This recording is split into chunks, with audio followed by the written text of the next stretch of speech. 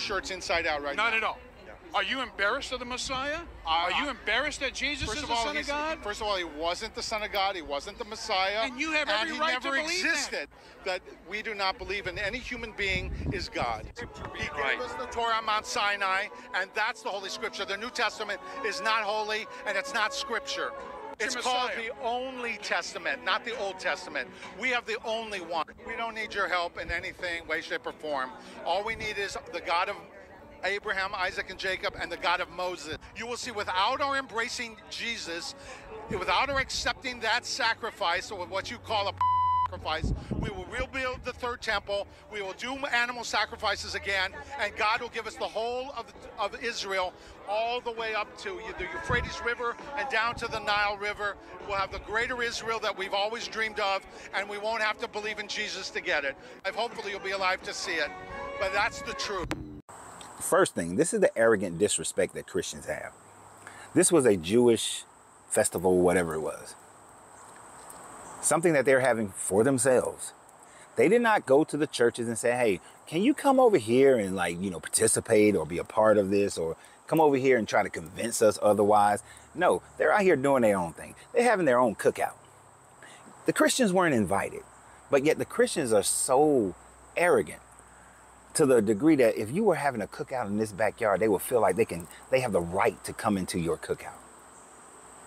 And that in itself is disrespectful as hell. But when you listen to both these people, I want y'all to think about something. Regardless of what our governments are doing, regardless of the government, you have all these people, especially the MAGA, the Christian nationalists, who are in full support of Israel. But the average Israeli do not support the Christian. The average Israeli says that your Jesus probably didn't exist. The average Israeli says that your Jesus is not the Son of God. The average Israeli says that your Jesus was not the Messiah that their book, the Hebrew Bible, talks about. They're still waiting. They're still looking for their Messiah. So they do not believe in your Messiah, but yet you wholly support them. One of the reasons why you have that little piece of scripture that says that for those who bless Israel will be blessed, for those who curse Israel will be cursed. And so that's one of the reasons. The other reason is because you know that there are certain things that have to happen in Israel in order for you to get your book of Revelations, for you to get your Armageddon so you can go and be with your God in heaven. So you support them for your own selfishness of your desire to go to heaven. But did you listen to what the Jewish man said carefully? He said that, one, we don't need your help. We don't need your help. Then I need our government to listen to that and stop giving them money. Stop giving them $3 billion a year. Do you know what I could do with $3 billion a year for Americans? What I could do do for the American educational system with $3 billion a year? What I could do and put that money into infrastructure, put that money into trade schools, put that money into those trade schools being in high school and not just as something that kids have to pay for. I could do a lot with that $3 billion. Stop giving it to the people who don't even respect you, don't even look for your help. And then listen deeper into what he said. The God of the Bible promised Abraham that the state of Israel will take all the land to the Euphrates and all the land down to the Nile River and all the way up to, I believe, Syria or Lebanon. I want y'all to think about the implications of what he just said. If Israel were to do such, that would create a war between Israel and the entire Arab world, which would then bring in China and Russia, and which would bring in NATO, and we would have a third world war. And that third world war, where people will die in huge numbers, non-believers, Christian believers, Muslim believers, Hebrew believers, all these people are going to die because of the writings of one book that no one can prove is the word of any God whatsoever.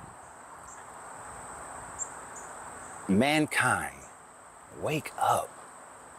No one has the right to take anybody's land, regardless of what your God says.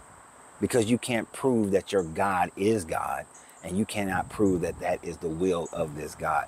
This is the will of man. And you're willing to murder all these people for the sake of your book, for the sake of your God, as if these people's lives do not have value. Because the ones who will fight, it will not be the ones sitting on high in government. It will not be the ones sitting on high in corporations. It will be the poor people. It will be the marginalized people. Those are the ones who are going to die, because this man says that his people believe, based on their God, their book, that they have the right to all this other land. It would be interesting if the Hindu belief had a teaching that it is supposed to receive all the land of China. Christians will say, oh, you can't take that just because your book says it. It'll be interesting if the Israelites all of a sudden say, we deserve all the land of America. Y'all would raise hell over that. That's how insane it is. That a Christian or a Jewish person would say that because of this promise to Abraham, a person that we cannot verify ever existed, and a tribe that didn't exist at the time frame, and a God that you cannot prove existed, made this promise, and that is supposed to be fulfilled. Every night I wish the alien ship would just come and get me so I can get off this planet. But y'all have a great day. And remember always, you have to free yourself to be yourself, because your greatness is non-negotiable. Good journey, good vibrations.